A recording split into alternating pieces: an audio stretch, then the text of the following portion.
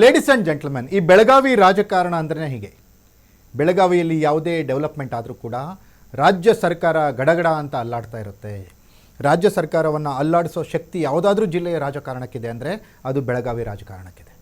ಬೆಳಗಾವಿ ರಾಜಕಾರಣದಲ್ಲಿ ಕುಟುಂಬ ಆಧಾರಿತ ರಾಜಕಾರಣ ಇದ್ದರೂ ಕೂಡ ಆ ಕುಟುಂಬಗಳ ಏಳಿಗೆಗೋಸ್ಕರ, ಕುಟುಂಬದ ಅಭ್ಯುದಯಕ್ಕೋಸ್ಕರ, ಕುಟುಂಬದ ಅಭಿವೃದ್ಧಿಗೋಸ್ಕರ ಅವರು ರಾಜಕೀಯ ಪಕ್ಷಗಳನ್ನು ಯಾವ ರೀತಿ ಬಳಸ್ಕೋತಾರೆ, ರಾಜಕೀಯ ಪಕ್ಷಗಳಿಗೆ ಕೆಲವೊಂದು ಸಲ ಎಷ್ಟು ತಲೆನೋವನ್ನು ಕೊಡ್ತಾರೆ, ಸರ್ಕಾರಗಳನ್ನು ಬದಲಾಯಿಸುವ ತಾಕತ್ತಿರುವ ಜಿಲ್ಲೆ ಬೆಳಗಾವಿ ಜಿಲ್ಲೆ, ಬೆಳಗಾವಿ ರಾಜಕಾರಣಕ್ಕಿದೆ. ಈ ರೀತಿಯ ಹಲವು ಎಕ್ಸಾಂಪಲ್ಗಳನ್ನು ನಾವು ನೋಡಿದ್ದೀವಿ. ಎಚ್ ಡಿ ಕುಮಾರಸ್ವಾಮಿಯವರ ಸರ್ಕಾರ ಯಾಕೆ ಏನಾಯಿತು ಅನ್ನೋದನ್ನು ಕೂಡ ನಾವು ನೋಡಿದ್ದೀವಿ. ಈಗ ಮತ್ತೊಂದು ಸುತ್ತಿನ ಹೋರಾಟಕ್ಕೆ ಬೆಳಗಾವಿ ರಾಜಕಾರಣ ರೆಡಿಯಾಗಿದೆ. ಮಾಜಿ ಮಂತ್ರಿ ಲಕ್ಷ್ಮೀ ಹೆಬ್ಬಾಳ್ಕರ್, ಮಾಜಿ DCM ಲಕ್ಷ್ಮಣ ಸವದಿ, ಹಾಗೆ ಹಾಲಿ ಮಂತ್ರಿ ಸತೀಶ್ ಜಾರಕಿಹೊಳಿ, ಈ ಮೂರು ಕುಟುಂಬಗಳ ಹೋರಾಟ, ಇದ್ದ ಮೂವರಲ್ಲಿ ಗೆದ್ದವರು ಯಾರು ಅನ್ನೋ ಥರ ಏನಿದೆಯಲ್ಲ, ಬೆಳಗಾವಿ ಭಾಷೆಯಲ್ಲಿ ಹೇಳೋದಾದರೆ ಯಾರಿಗೆ ಖಾರ ಯಾರಿಗೆ ಕುಂದ ಅನ್ನುವಂಥ ವಿಚಾರ. ಈ ಸ್ಟೋರಿಯಲ್ಲಿ ಬೆಳಗಾವಿ ರಾಜಕಾರಣದಲ್ಲಿ ಲಕ್ಷ್ಮೀ ಹೆಬ್ಬಾಳ್ಕರ್ ಮಾಡಿರೋ ಪ್ರಮಾದಗಳೇನು, ಈಗ ಸಚಿವ ಸಂಪುಟಕ್ಕೆ ಸವದಿಯವರಿಗೆ ಲಕ್, ಲಕ್ಷ್ಮೀ ಹೆಬ್ಬಾಳ್ಕರ್ಗೆ ಶಾಕ್ ಅನ್ನುವಂಥದ್ದಿದೆ. ಇದರಲ್ಲಿ ಸತೀಶ್ ಜಾರಕಿಹೊಳಿ ಮಾಡ್ತಾ ಇರುವಂಥ ಗೇಮ್ ಪ್ಲ್ಯಾನ್ ಯಾವುದು ಅನ್ನೋದನ್ನು ಎಕ್ಸ್ಕ್ಲೂಸಿವ್ ಆಗಿ ನಾನು ಕೊಡ್ತೀನಿ. ವೆಲ್ಕಮ್ ಟು ಯಾರಿಗೆ ಖಾರ ಮತ್ತು ಯಾರಿಗೆ ಬೆಳ್ಳುಳ್ಳಿ ಖಾರ, ಯಾರಿಗೆ ಕುಂದ.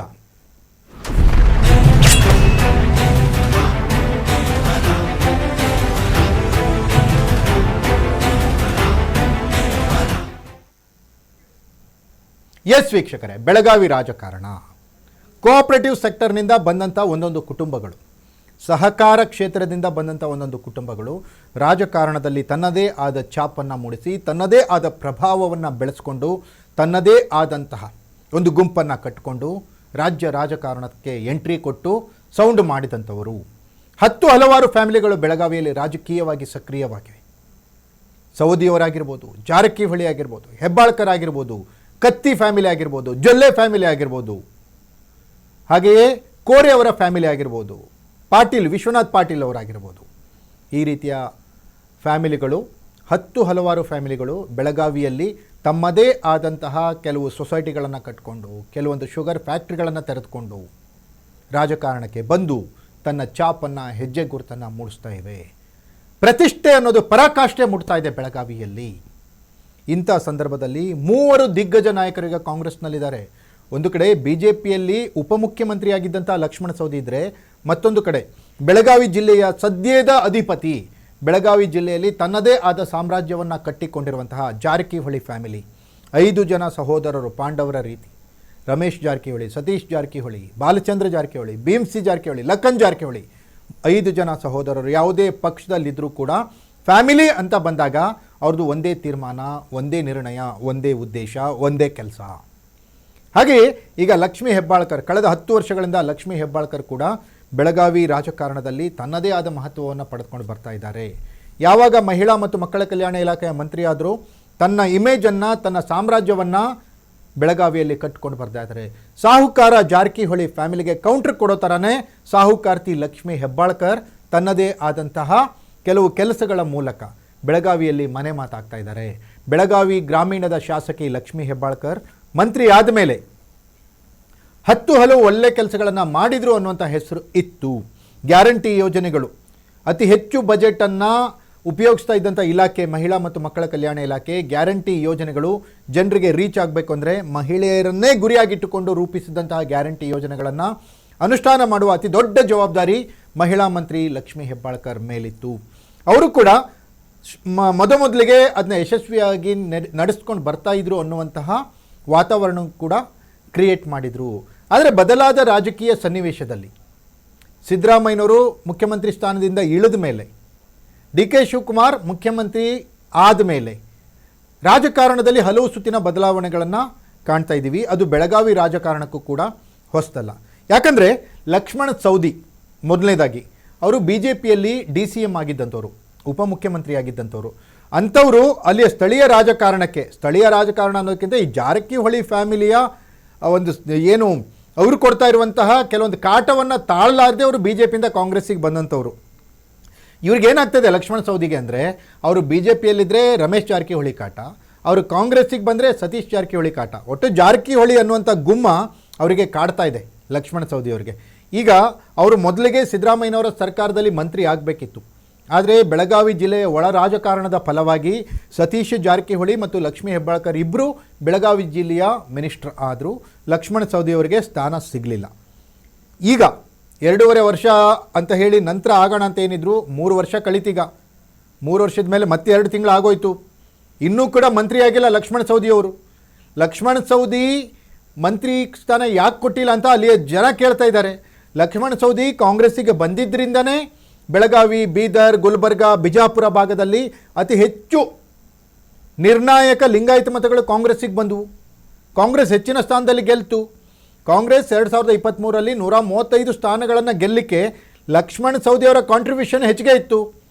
ಲಕ್ಷ್ಮಣ ಸವದಿ ಇರೋದ್ರಿಂದ 135 ಸ್ಥಾನವನ್ನು ಗೆಲ್ಲಿಕ್ಕಾಯಿತು. ಅದನ್ನು ಕಾಂಗ್ರೆಸ್ ನಾಯಕರು ಕೂಡ ಒಪ್ಕೊಂಡಿದ್ದಾರೆ. ಸ್ವತಃ ಕಾಂಗ್ರೆಸ್ ಇನ್ಚಾರ್ಜ್ ಸುರ್ಜೇವಾಲಾ ಲಕ್ಷ್ಮಣ ಸವದಿ ಅವರ ಮನೆಗೆ ಹೋಗ್ಬಿಟ್ಟು ಮುಂದಿನ ಬಾರಿ ನಿಮ್ಮನ್ನು ಮಿನಿಸ್ಟರ್ ಮಾಡ್ತೀವಿ ಅಂತ ಹೇಳಿ ಬಂದರು. DK ಶಿವಕುಮಾರ್ ಕೂಡ ಲಕ್ಷ್ಮಣ ಸವದಿ ಅವರ ಜೊತೆಗೆ ಚೆನ್ನಾಗಿದ್ದಾರೆ. ಆದರೆ ಒಂದು ಜಿಲ್ಲೆಯಿಂದ ಎಷ್ಟು ಜನ ಮಂತ್ರಿಗಳನ್ನು ಮಾಡಬಹುದು, ಎಷ್ಟು ಜನರಿಗೆ ಅವಕಾಶ ಕೊಡ್ಬೋದು? ಈಗಾಗಲೇ ಸತೀಶ್ ಜಾರಕಿಹೊಳಿ ಮಿನಿಸ್ಟರ್ ಆಗಿದ್ದಾರೆ. ಅಲ್ಲಿ ಲಕ್ಷ್ಮೀ ಹೆಬ್ಬಾಳ್ಕರ್ ಸಂಪುಟಕ್ಕೆ ಬರಬೇಕು ಅನ್ನೋ ಥರ ಇದೆ. ಲಕ್ಷ್ಮಣ ಸವದಿಯವರು ಬಂದರೆ ಒಂದೇ ಸಮುದಾಯದ 2 ನಾಯಕರು, ಒಳಪಂಗಡ ಬೇರೆ ಇರ್ಬೋದು, ಅವ್ರು ಗಾಣಿಗ ಲಿಂಗಾಯತರು, ಆಮೇಲೆ ಇವರು ಪಂಚಮಸಾಲಿ ಲಿಂಗಾಯತರು ಏನೋ ಇರ್ಬೋದು, ಆದರೆ ಲಿಂಗಾಯತರು ಒಂದೇ ಅಲ್ವಾ? ಒಂದೇ ಜಿಲ್ಲೆಯಿಂದ 2 ಲಿಂಗಾಯತರಿಗೆ ಹೇಗೆ ಸ್ಥಾನ ಕೊಡೋಕ್ಕೆ ಸಾಧ್ಯ? ಹಾಗಾಗಿ ಇಲ್ಲಿ ಕುಂದ ಅಂತ ಬಂದರೆ ಲಕ್ಷ್ಮಣ ಸವದಿಯವರಿಗೆ ಸಿಗೋದು ಗ್ಯಾರಂಟಿ. ಸ್ವೀಟ್ ಲಕ್ಷ್ಮಣ ಸವದಿಯವರಿಗೆ ಗ್ಯಾರಂಟಿ. ಈ ಬೆಳ್ಳುಳ್ಳಿ ಖಾರ ಅನ್ನೋದು ಏನಾದರೂ ಇದ್ದರೆ ಲಕ್ಷ್ಮಕ್ಕನಿಗೆ ಅನ್ನೋ ಥರದ ವಾತಾವರಣ ಸದ್ಯ ಬೆಳಗಾವಿಯಲ್ಲಿದೆ. ಅದಕ್ಕೆ ಇಂಬು ಕೊಡುವಂತೆ ಗೃಹಲಕ್ಷ್ಮಿ ಯೋಜನೆಯಲ್ಲಿ ನಡೆದಿದೆ ಅನ್ನಲಾದಂಥ ಅಕ್ರಮಗಳನ್ನು ನಿಮ್ಮ ಫೋಕಸ್ ಟಿವಿ ಕೂಡ ವಿಸ್ತೃತವಾಗಿ ವರದಿ ಮಾಡಿತ್ತು. ಲಕ್ಷ್ಮೀ ಹೆಬ್ಬಾಳ್ಕರ್ ಅವರ ಭ್ರಷ್ಟಾಚಾರದ ಹಗರಣದ ವಿಚಾರಗಳು ಬಯಲಾಗ್ತಾ ಇದ್ದಾವೆ, ಎಕ್ಸ್ಪೋಸ್ ಆಗ್ತಾ ಇದ್ದಾವೆ, ಬಹಿರಂಗ ಆಗ್ತಾ ಇದ್ದಾವೆ. ಹಾಗಾಗಿ ಲಕ್ಷ್ಮೀ ಹೆಬ್ಬಾಳ್ಕರ್ ಅವರಿಗೆ ಮಂತ್ರಿ ಸ್ಥಾನ ಸಿಗೋದು ಡೌಟ್ ಅನ್ನುವಂಥ ವಾತಾವರಣ ಬೆಳಗಾವಿಯಲ್ಲಿ ಈಗ ನಿರ್ಮಾಣ ಆಗಿದೆ.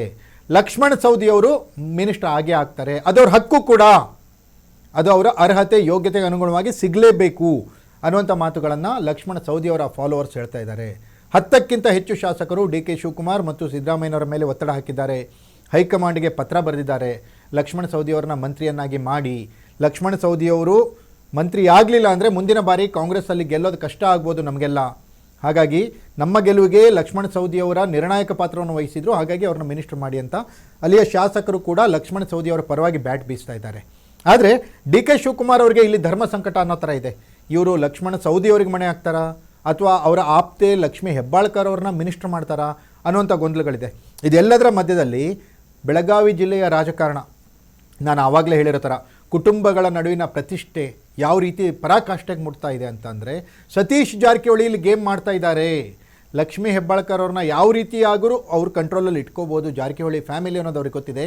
ಆದರೆ ಸೌದಿಯವ್ರನ್ನ ಕಂಟ್ರೋಲಲ್ಲಿ ಇಟ್ಕೊಳ್ಳೋಕೆ ಆಗಲ್ಲ ಅನ್ನೋದು ಕೂಡ ಅವ್ರಿಗೆ ಗೊತ್ತಿದೆ. ಅವರಿಗೆ ಲಕ್ಷ್ಮೀ ಹೆಬ್ಬಾಳ್ಕರ್ ಮಂತ್ರಿ ಆದರೆ ಆಗುವ ಅಪಾಯಕ್ಕಿಂತ ಲಕ್ಷ್ಮಣ ಸವದಿ ಮಂತ್ರಿ ಆದರೆ ಅವರ ಒಂದು ಪವರ್ ಸೆಂಟರ್ಗೆ ಆಗುವ ಅಪಾಯ ಹೆಚ್ಚು ಅನ್ನೋದು ಜಾರಕಿಹೊಳಿ ಬ್ರದರ್ಸ್ಗೆ ಗೊತ್ತಿದೆ. ಹಾಗಾಗಿ ಲಕ್ಷ್ಮಣ ಸವದಿಯವರಿಗೆ ಮಂತ್ರಿ ಸ್ಥಾನ ಸಿಗಬಾರ್ದು ಅನ್ನುವಂಥ ಕೆಲಸವನ್ನು ಜಾರಕಿಹೊಳಿ ಫ್ಯಾಮಿಲಿಯವರು ಒಳೊಳಗೆ ಮಾಡ್ತಿದ್ದಾರೆ ಅನ್ನುವಂಥ ಮಾಹಿತಿ ಕೂಡ ಇದೆ. ಲಕ್ಷ್ಮಣ ಸವದಿಯವರು ಮಂತ್ರಿ ಆಗದಿದ್ದರೆ ಮತ್ತೊಂದು ಪವರ್ ಸೆಂಟರ್ ಬೆಳಗಾವಿಯಲ್ಲಿ ಆಗಲ್ಲ, ಮತ್ತೊಂದು ಪವರ್ ಸೆಂಟರ್ ಉತ್ಪತ್ತಿ ಆಗಲ್ಲ. ಹಾಗಾಗಿ ಲಕ್ಷ್ಮೀ ಹೆಬ್ಬಾಳ್ಕರ್ ಆದರೆ ಓಕೆ, ತೊಂದರೆ ಇಲ್ಲ. ಲಕ್ಷ್ಮೀ ಹೆಬ್ಬಾಳ್ಕರ್ ಅವರಾಗಲಿ, ಅವರ ಸಹೋದರ ಚಂದ್ರರಾಜ್ ಹಟ್ಟಿಹೊಳಿ ಆಗಲಿ, ಸತೀಶ್ ಜಾರಕಿಹೊಳಿ ಅವ್ರ ಜೊತೆಗೆ ಚೆನ್ನಾಗಿದ್ದಾರೆ. ಏನಾದರೂ ಮಾಡಿ ಪಕ್ಷದ ಸಂಘಟನೆ ವಿಚಾರ ಅಂತ ಬಂದಾಗ ಏನಾದರೂ ಮಾಡ್ಬೋದು ಅನ್ನೋ ಥರದ್ದಿದೆ.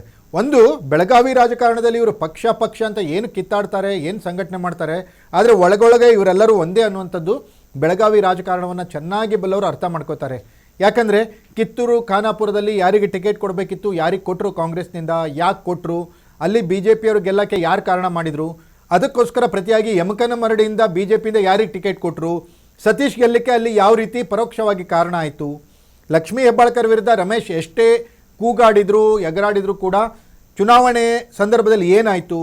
ಅಲ್ಲದೆ ಗೋಕಾಕ್ದಲ್ಲಿ ರಮೇಶ್ ಜಾರಕಿಹೊಳಿನೇ ಗೆಲ್ಲಬೇಕು, ಅವ್ರ ವಿರುದ್ಧ ಇದ್ದಂಥ ಕಾಂಗ್ರೆಸ್ ಕ್ಯಾಂಡಿಡೇಟ್ ಕಡಾಡಿ ಯಾರಿದ್ರು, ಮಹಾಂತೇಶ್ ಕಡಾಡಿ, ಅವ್ರು ಗೆಲ್ಲಕ್ಕೆ ಆಗಲೇಬಾರ್ದು ಅನ್ನೋ ಥರ ತಂತ್ರಗಳು ಏನೇನಾಯಿತು, ಕಾಂಗ್ರೆಸ್ನವ್ರನ್ನ ಯಾವ ರೀತಿ ಸೋಲಿಸಿದ್ರು, ಇವೆಲ್ಲವನ್ನು ನೋಡಿದಾಗ ಬೆಳಗಾವಿ ರಾಜಕಾರಣ ಹೊರಗಡೆ ಎಷ್ಟೇ ಹೊಡೆದಾಟ ಬಡದಾಟ ಆದರೂ ಕೂಡ ಒಳೊಳಗೆ ಅಂತ ಬಂದಾಗ ಅವರ ಕುಟುಂಬದ ಲಾಭಕ್ಕೋಸ್ಕರ, ಅವರ ಕುಟುಂಬದ ಹಿತಾಸಕ್ತಿಗೋಸ್ಕರ, ಕುಟುಂಬದ ಪ್ರತಿಷ್ಠೆಯನ್ನು ಉಳಿಸ್ಕೊಳ್ಳೋಕ್ಕೋಸ್ಕರನೇ ರಾಜಕಾರಣ ಮಾಡೋದು ಹೆಚ್ಚು. ಸತೀಶ್ ಜಾರಕಿಹೊಳಿ ಅವರ ಮಗಳು ಪ್ರಿಯಾಂಕಾ ಅವರಿಗೆ ಚಿಕ್ಕೋಡಿಯಿಂದ ಟಿಕೆಟ್ ಕೊಟ್ಟಾಗ ಪಾರ್ಲಿಮೆಂಟ್ ಚುನಾವಣೆಗೆ ಲಕ್ಷ್ಮೀ ಹೆಬ್ಬಾಳ್ಕರ್ ಮಗ ಮೃಣಾಲ್ಗೆ ಬೆಳಗಾವಿಯಿಂದ ಟಿಕೆಟ್ ಕೊಟ್ಟಿದ್ರು. ಅಲ್ಲಿ ಸತೀಶ್ ಅವರ ಮಗಳು ಗೆಲ್ತಾರೆ, ಲಕ್ಷ್ಮೀ ಅವರ ಮಗ ಸೋಲ್ತಾರೆ. ಇದರಿಂದ ಯಾರಿದ್ರು? ಪ್ರಿಯಾಂಕಾ ಅವರ ಗೆಲುವಿಗೆ ಕಾರಣ ಏನಾಯಿತು? ಮೃಣಾಲ್ ಅವರ ಸೋಲಿಗೆ ಏನು ಕಾರಣ ಆಯಿತು? ಇವೆಲ್ಲವೂ ಕೂಡ ಬೆಳಗಾವಿ ರಾಜಕಾರಣ ಗೊತ್ತಿದ್ದವರಿಗೆ ಗೊತ್ತಿಲ್ಲದೇ ಇರೋ ವಿಷಯ ಅಲ್ಲ. ಆದರೆ ಫೈನಲಿ ಈಗ ಮಂತ್ರಿಮಂಡಲ ಪುನಾರಚನೆ ಅಂತ ಬಂದಾಗ ಲಕ್ಷ್ಮೀ ಹೆಬ್ಬಾಳ್ಕರ್ ಅವರಿಗೆ ಕುಂದ ಸಿಗುತ್ತೋ ಅಥವಾ ಲಕ್ಷ್ಮಣ ಸವದಿಯವರಿಗೆ ಸ್ವೀಟ್ ಸಿಗುತ್ತೋ ಕುಂದ ಅನ್ನೋದು ವಿಚಾರ ಅಂತ ಬಂದಾಗ ಇಲ್ಲಿ ಫೈನಲಿ ಲಕ್ಷ್ಮಣ ಸವದಿಯವರಿಗೆ ಬೆಳಗಾವಿ ಕುಂದ ಕನ್ಫರ್ಮ್ ಅನ್ನುವಂಥ ವಾತಾವರಣ ಕಾಂಗ್ರೆಸ್ನ ಮೂಲಗಳಿಂದ ಗೊತ್ತಾಗ್ತಾ ಇದೆ. ಲಕ್ಷ್ಮೀ ಹೆಬ್ಬಾಳ್ಕರ್ ಇಲ್ಲಿ ಸ್ವಲ್ಪ ತ್ಯಾಗ ಮಾಡಬೇಕಾಗಿ ಬರಬಹುದು. ಲಕ್ಷ್ಮೀ ಹೆಬ್ಬಾಳ್ಕರ್ ಅವರಿಗೆ ಈ ಸರಿ ಕುಂದ ಸಿಗಲ್ಲ ಅನ್ನುವಂಥ ವಾತಾವರಣ ಇದೆ. ಇಲ್ಲಿ ಸತೀಶ್ ಜಾರಕಿಹೊಳಿ ಏನೇ ಗೇಮ್ ಮಾಡಿದರೂ ಕೂಡ ಜಾರಕಿಹೊಳಿ ಫ್ಯಾಮಿಲಿಯವರು ಯಾವುದೇ ರೀತಿಯ ನಿರ್ಣಯವನ್ನು ಅಥವಾ ತೀರ್ಮಾನವನ್ನು ಕೆಲಸವನ್ನು ಮಾಡಿದರೂ ಕೂಡ ಲಕ್ಷ್ಮಣ ಸವದಿಯವ್ರನ್ನ ಈ ಬಾರಿ ಸಂಪುಟದಿಂದ ದೂರ ಇಡೋದು ಕಷ್ಟ ಅನ್ನುವಂಥ ವಾತಾವರಣ ಈಗ ರಾಜಕಾರಣದಲ್ಲಿ ನಡೀತಾ ಇದೆ. ಇದಾಗಿತ್ತು ಬೆಳಗಾವಿಯ ಯಾರಿಗೆ ಕುಂದ ಯಾರಿಗೆ ಖಾರ ಸ್ಟೋರಿ.